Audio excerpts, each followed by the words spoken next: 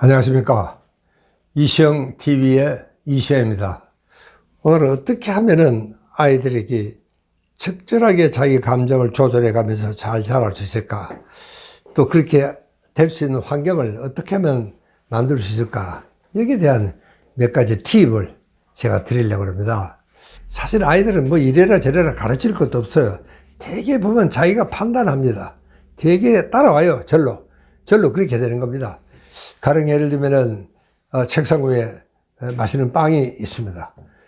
어떤 아이들은 뭐 그냥 뭐 포툭 씹어 먹어요.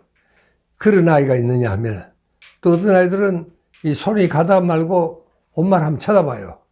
왜?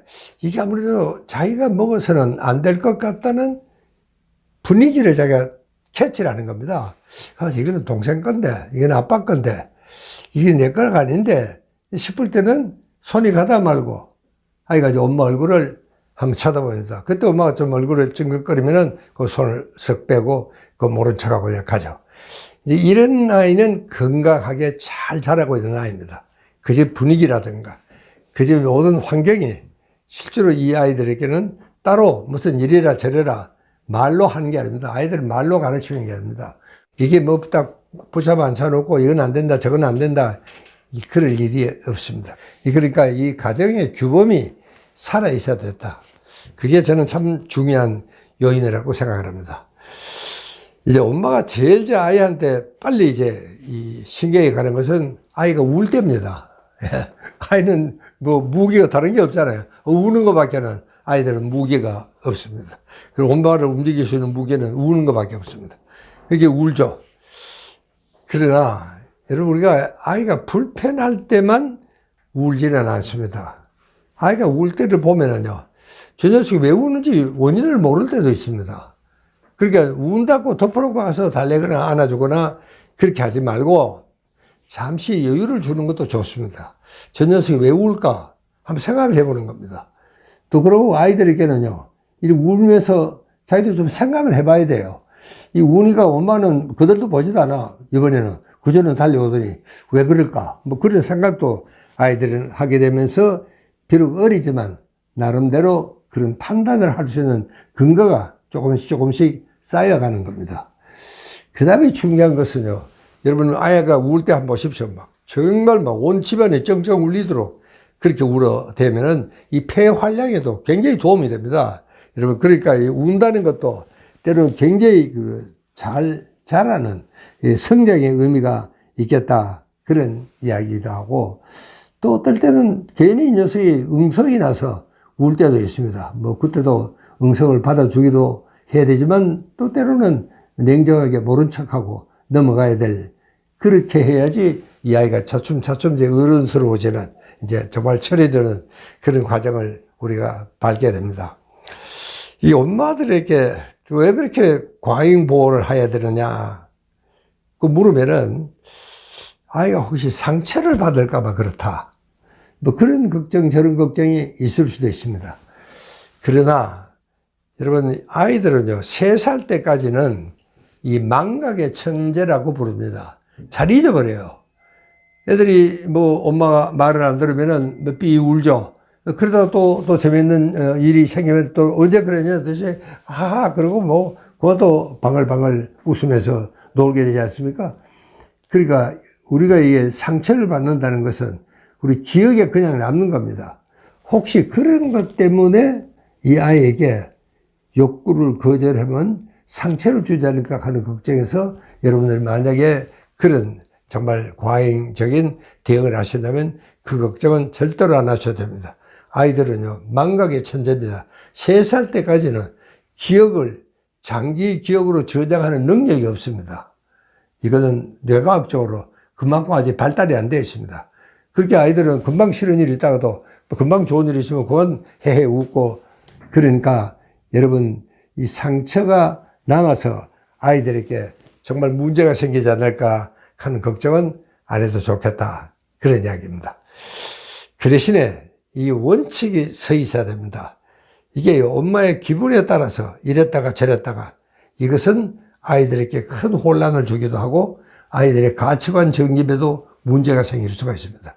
이렇게 절대로 이게 이랬다 저랬다는 아니고 항상 일관성 있게 해야 되는데, 가령 아이들을 야단처럼 따끔하게 말 야단을 쳐야 될 때는 위험한 짓을 할 때, 가령 뜨거운 난로 근처에 간다거나 혹은 높은 빌딩 근처에 급도시 뛰어간다든가, 그럴 때는 정말 따끔하게 야단을 쳐야 됩니다. 그것은 절대로 안 되는 거죠. 그런 때 아주 따끔하게 야단을 쳐야지 이 아이의 기억 속에는 또 이 아이가 정말 아하 이건 하면 안 되겠구나 하는 굉장히 그 혐오 반응이 생기게 됩니다.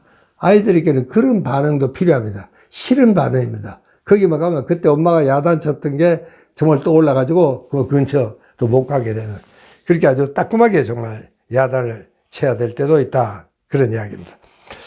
그 다음에 이제 그 방에는 가령 아빠가 이제 큰 일을 벌려놓고 있습니다. 컴퓨터 일을 하거나 그럴 때 이제 잠시 쉬러 나왔을 때 그때 이 녀석이 들어가면 뭐 그 아빠가 이 펴놓은 일을 완전히 엉망으로 만들어 버리잖아요. 이제 그럴 때는 야단을 따끔하게 쳐야 된다. 이 방은 네가 절대로 언제 이럴 때는 들어가면 안 된다. 그런 이야기를 단단히 제시를 하고 정말 따끔하게 야단을 쳐야 되는 이런 경우도 또 있고요. 그 다음에 저는 참 이 엄마들에게 부탁드리고 싶은 것은 정말 사람들의 눈살을 찌푸리게 할 때 그때 야단 좀 쳐줬으면 좋겠다. 여러분 요즘은 이제 우리가 글로벌 시대입니다. 우리 아이들이 커서 나중에 어디서 어떤 일을 하게 될지도 모른다 하는 전제를 저들이 했습니다. 그러니까 그런 글로벌이라는 것은 여러분 그 외국의 그 복잡한 뭐 예의 범죄를 우리가 다 지켜낼 수가 없습니다. 여러분 가령 뭐 어디 나가서 가령 우리가 뭐 포크 가지고 뭘 먹어도 괜찮고 저같이 가지고 먹어도 괜찮아요. 그러나 남의 눈살을 찌푸리게 하는 일은 하면 안 됩니다. 여러분 우리 한국 사람들이 제일 사람들로부터 욕먹는 게 뭐냐? 시끄러워서 그렇습니다. 너무 떠들어요.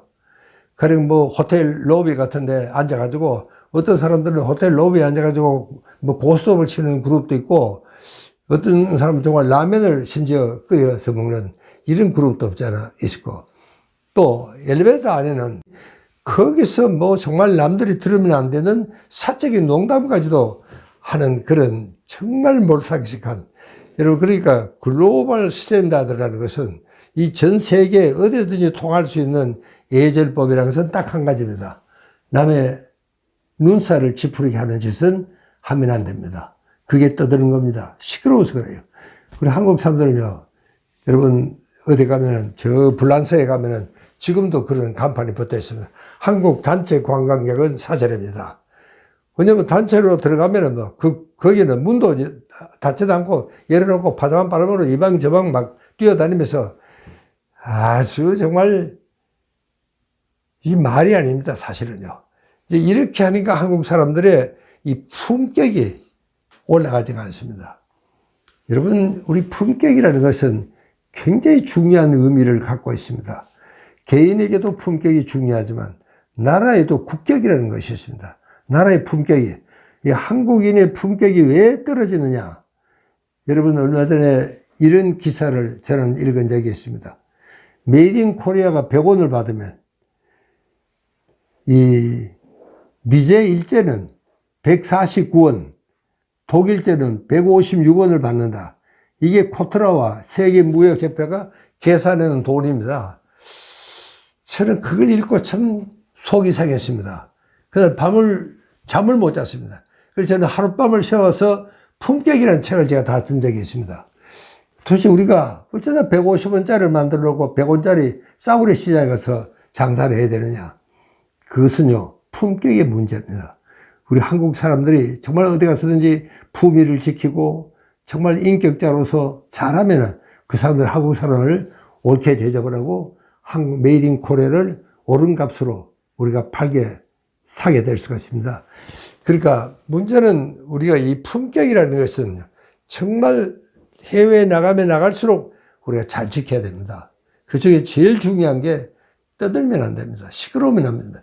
서양 사람들은 정말 식당을 하다 보면 조용합니다. 절대로 이 씹는 소리도 내면 안 되도록 이렇게 철저한 훈련이 잘 되고 있다. 그 이야기입니다. 자, 그 다음에 이제 엄마들이 좀 골치 아픈 이야기입니다. 아이들이요, 이 첫 돌이 지나면은 그때부터 이놈들이 이제 말을 안 듣기 시작합니다. 괜히 이제 밥 먹는 것도 지도 잘 못 먹으면서 지가 먹으려고 그래. 뭐 반은 더 얻어버리죠. 이런 일이 이제 벌어지기 시작합니다. 이 반항심이 이제 그때부터 생기는데 이것은 잘한다는 증거입니다. 이렇게 반항을 하는 게 아니고 이것은 자립심이 싹트고 있다 하는 징계입니다. 괜히 옷도 보면은 뭐 언니 거 입으려고 했다가 자기 건 또 안 입기도 하고 괜히 자기가 옳게 하지도 못하면서 자꾸 그렇게 하는 거예요. 그러니까 새로운 걸 시도를 해보는 하나의 성장 과정이다. 이렇게 엄마들이 좀 이해를 해 주시면 좋을 것 같습니다. 그러니까 이제 또 조금 있으면 이 녀석들이 계속 물어요. 엄마, 이건 왜 이래? 이거는 왜 이래? 왜가 그렇게 많습니다. 여러분, 아이들은 모든 것을 처음으로 경험하는 겁니다. 궁금하죠? 도대체 왜 이런지. 예. 그러니까 그때마다 엄마는 좀 귀찮지만 아이에게 잘 대답해 줄 수 있어야 되겠다. 제가 그 말을 끝으로 제 이야기를 오늘 마치겠습니다. 감사합니다.